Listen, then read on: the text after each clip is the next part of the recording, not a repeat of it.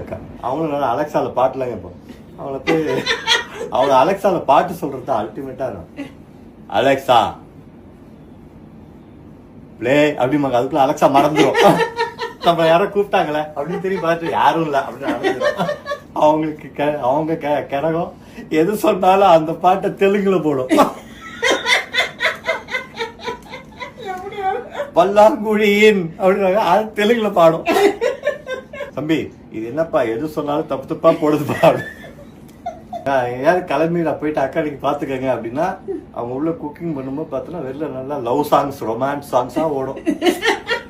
நான் திருப்பி வீட்டுக்கு வந்து கதை சொன்னா அதுவும் சத்தமா அலெக்சா பாடின்னு என் நாய் ஒரு பக்கம் ஓரமா பார்த்துன்னு